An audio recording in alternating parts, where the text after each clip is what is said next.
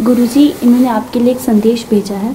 जब भी मेरा शीश झुके गुरुजी के चरणों में, अनंत आशीर्वाद कृपा पाएं मैं अपने जीवन में। हृदय मेरा भर जाता है मेरे गुरुजी के दर्शन से।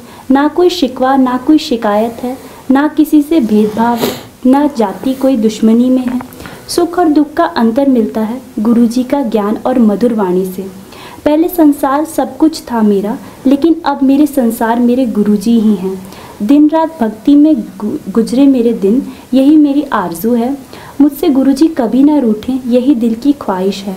जो मांगो सब पाओगे, यही आशीष मिलता है अग्निहोत्रम में। लेकिन प्रभु जी की सिवा कुछ याद नहीं आता मुझको। पहले जीवन बोझ से भरा था, लेकिन अब फूलों सा है। ये सब लीला गुरुजी की है, बस थोड़े मार्गदर्शन की ज़रूरत थी। गाड़ी बंगला सोना चांदी कुछ नहीं चाहिए अब मुझको, बस इतनी कृपा बनाए रखिए प्रभु मेरे। जब तक जीऊँ तब तक तेरी भक्ति करती रहूँ।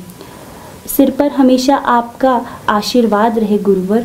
आपका नाम जपती रहूं, आपके साथ जुड़ी रहूं। आत्मा से आपको अपना प्रभु मान लिया है और आपके साथ ही जुड़ी रहूं। आपका हाथ पकड़ के इस जीवन की गाड़ी को चलाती रहूं और ईश्वर के दर्शन भी आपकी कृपा से कर पाऊं। नाम जप करते करते अंतिम सांस छूटे मेरी, यही प्रार्थना है मेरे प्रभु जी और गुरु जी के चरणों में।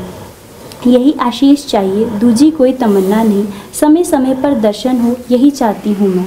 इस दुनिया के सबसे अनमोल और प्यारे मेरे गुरुजी, आपको कोटि कोटि नमन। सोनिया पटेल, अहमदाबाद, गुजरात। अब आप जो हैं ऐसे संदेश भेजते हैं तो मैं भी निशब्द हो जाता हूँ। जरा ये नहीं चाहिए मोक्ष मेरी एक पुस्तक देना, उसमें मैंने अंत में कुछ पंक्तियाँ लिखी थी। वो अब कहते हैं कि पुराने ये जो अपना तानसेन थे, तानसेन के जो गुरु थे हरिदास से जब भी कोई बात करता था, अगर गद्य में तो गद्य में बात करते थे, और अगर साखी में पद में किसी भी चीज़ में बात करता था तो वैसे ही बात करते थे। तो वो अगर कोई कविता में बात करता था तो कविता की ही बात करते थे। तो ये भी एक बड़ी अच्छी एक बात है, हालांकि इतना आसान नहीं है, पर मुझे इस चीज़ में कुछ जो आपने कहा ना, ये देखो, इसमें एक नहीं चाहिए मोक्ष आई थी 2012 में। ये 12 साल पहले एक पुस्तक आई थी जिसको विश्व हिंदी सम्मेलन में जोहान्सबर्ग साउथ अफ्रीका में इसका विमोचन हुआ था। ये प्रभात प्रकाशन ने प्रिंट किया है। उन्हीं की एक सिस्टर कंसर्न है, वो प्रतिभा प्रतिष्ठान नई दिल्ली करके उन्होंने छापा था। ये पुस्तक है, अमेज़ॉन वगैरह पर सब पर है।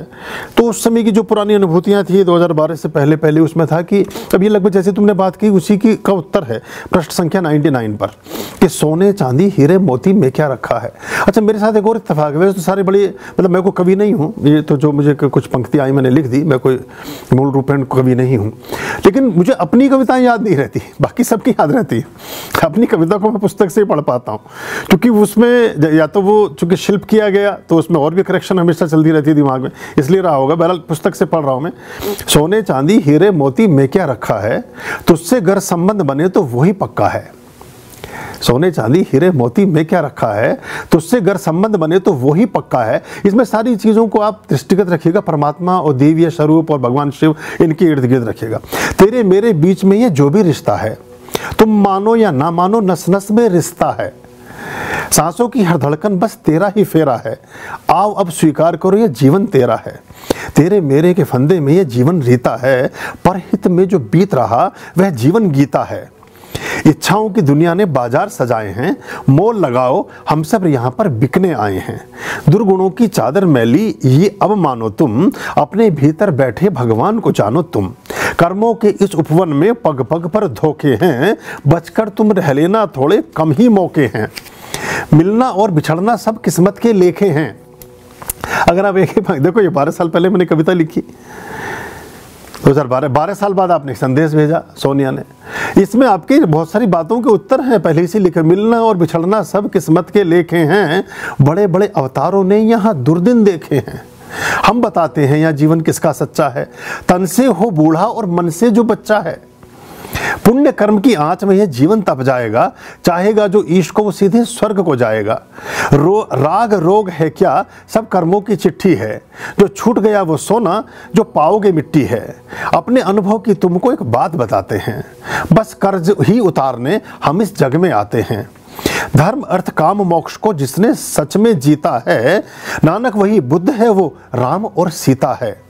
दीन दुखी के आंसू जो भी खुद पी जाएगा, ईश्वर खुद आकर के उसकी सेज सजाएगा।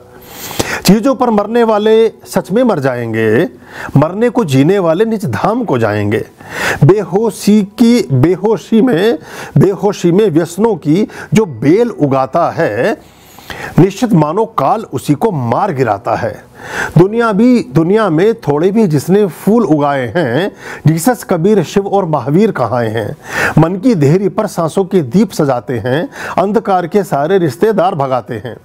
तेरे वंदन को रोजाना ये धरा डोलती है, मेरी जिह्वा बस तेरा ही जय घोष बोलती है। तेरे हीरों की नगरी में हम बस कंकर पत्थर हैं, लोभ मोह माया में उलझे हम सब नश्वर हैं। आर्यम जी के अनुभव की यह बात निपटती है, और सदा सुखी रहना तुम सब अब सांस सिमटती है। मतलब इस तरह की एक कविता है। ये सबसे अंतिम पंक्ति है 101 नंबर पृष्ठ पर, यह पुस्तक समाप्त होती है। तो ये लगभग तुम्हारी जितनी बातें तुमने उसमें लिखी, जो मैंने उस दिन कहा था कि आप बाद में खोजते हैं, मैं पहले खोज लेता हूँ, तो ये इसमें पहले से ये निश्चित है और इसमें लिखा जा चुका है पहले ही। असल में मैंने इस पुस्तक में सबसे पहले पृष्ठ पर ही लिखा था कि जो कोई ये कहता है कि कविताएं मैंने लिखी हैं, वो झूठ बोलता है। कारण ये है कि अगर हम कविताएं लिख सकते होते तो हम हमेशा ही लिखते रहते। हालांकि इसी के पैरेलल 6 महीने बाद एक पुस्तक और मेरी तैयार हो गई थी, स्वर्ग की सीढ़ी। उसे जब मैं लेकर बैठता हूँ, उसमें लगभग 50-60 जैसे 51 कविताएं इसमें थी, ऐसी 50-60 कविताएं उसकी भी हैं। जब मैं उसे लेकर बैठता हूँ तो फिर मुझे थोड़ा सा उसमें संकोच और लज्जा आती है। मुझे लगता है ये शायद उतनी अच्छी नहीं है, और वो चक्कर में 12-11.5 सालों से वो निकालता हूँ उसको, 2-4 महीने फिर वापस उठा के रख देता हूँ। तो वो भी एक प्रकाशनाधीन। अभी मुझे प्रभात वालों का फ़ोन भी आया था, तो संभवतः मैं अगले महीने उनको कुछ पांडुलिपियाँ और भेजूंगा जो मेरे पास पुरानी पड़ी हैं, तो देखते हैं, वो भी रखी है। तो कहने का मतलब ये था कि अगर हम लिख सकते होते तो हमेशा लिखते रहते। एक पर्टिकुलर टाइम था। अभी जैसे 5-7 साल में ये जबरन नहीं किया जा सकता। ये ऐसा नहीं है कि आपने कोई वॉशिंग मशीन में कपड़े डाल के घुमाने हैं तो कोई एक अदृश्य शक्ति आपके ऊपर उतरती है और आपसे वो लिखवाती है। आपको वो संदेश प्राप्त होता है, आप उसको लिखते हैं और फिर शांत बैठ जाते हैं। सारी वेदों की रचनाएं ऐसे ही हुई, सारे उपनिषद ऐसे ही रचे गए, सारी कविताएं भी श्रेष्ठतम जितना भी साहित्य है, चाहे वो उर्दू में है। किसी ने मुझे एक संदेश भेजा, वो कहता है जी आप तो उर्दू में भी पढ़ देते हैं, गज़लें, नज़में और ऐसी चीज़ें भी अपने प्रवचन में ले लेते हैं। मैं आपको ये स्पष्ट करना चाहता हूँ कि उर्दू, हमने चीज़ों को बड़े गलत ढंग से जांचा परखा है। उर्दू हमने उनको मुसलमानों के साथ या इस्लाम के साथ जोड़ दिया। इस्लाम का उर्दू से कोई वास्ता नहीं है। अब आप पूछ लेंगे मेरी बात सुन के, इस्लाम का वास्ता अरबी से है, फारसी से है, हिब्रू से है, उनका वास्ता कुछ भी नहीं है। और असल में जो भी सारी उनकी आयतें हैं, सब कुछ वो अरबी भाषा में है। उर्दू सिर्फ और सिर्फ पूरी दुनिया में सिर्फ हिंदुस्तान में लिखी पढ़ी और बोली जाती है। इसके लिए दुनिया के किसी भी देश में नहीं बोली पढ़ी जाती, लिखी जाती। तो ये तो हमारे यहाँ बहुत सारे ऐसे लोग, गोपीचंद नारंग से लेकर के और सारे एक से बड़े ऐसे वो हुए हैं, गोपाल दास नीरज और सब, जिन्होंने इसको एक नई विधा दी। दुष्यंत कुमार और बहुत सारे नाम हैं। तो आप इसको, इन चीज़ों को हमें उसमें नहीं डालना चाहिए, क्योंकि वो आम एक ये जो उर्दू है वो ज़बान है एक्चुअली। लिपि और भाषा तो बाद में बनी, और वो है लश्करी ज़बान। लश्कर के जो बहुत सारे लोग अलग अलग समुदायों से, अलग अलग पृष्ठभूमि से एक जगह इकट्ठे हो जाते थे। वो एक ही आदमी एक पानी के गिलास को 4 तरह से बोल रहा है। ऐसे करते करते वो जो लावा लश्कर, वो जो उनके बड़े बड़े समूह सालों साल की यात्रा पर चलते रहे, 10-10 साल, 20-20 साल, कहीं रेगिस्तान में, कहीं किसी काफिले में, कभी कहीं, वो जो इकट्ठे होकर के जिस भाषा का उन्होंने प्रयोग किया वो लश्करी ज़बान थी। उसको उर्दू के रूप में हम जानते हैं।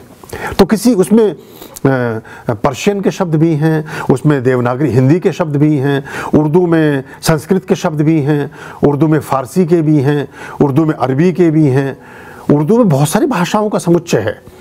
तो उर्दू लिपि है, लेकिन जो ज़बान है वो ज़बान हम सब की ज़बान है, और वो सिर्फ हमारे हिंदुस्तान से गई है। और देखिए, जो नाम हमारा हिंदुस्तान है उसी से पता चलता है कि क्या चीज़ है और क्या है। तो इसमें इन दूरियों में ना पढ़ के जो चीज़ें आपके अभिव्यक्ति को आपके एक्सप्रेशन को, आपके बोलचाल के ढंग को सहज और सरल बनाता हो, वो सब आपका अपना है, क्योंकि उसमें आपका व्यक्तित्व उतना ही अधिक पारदर्शी होता है। अगर आप ऐसी भाषा इस्तेमाल करना शुरू करें जो किसी के समझ ही नहीं आए, तो कितनी मूल्यवान बात आप कह रहे हो वो फिर ऊपर से चली जाएगी, सर के ऊपर से चली जाएगी। ये एक फर्क उसमें आता है।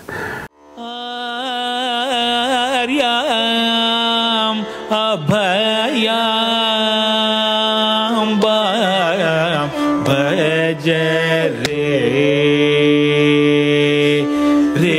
चित संत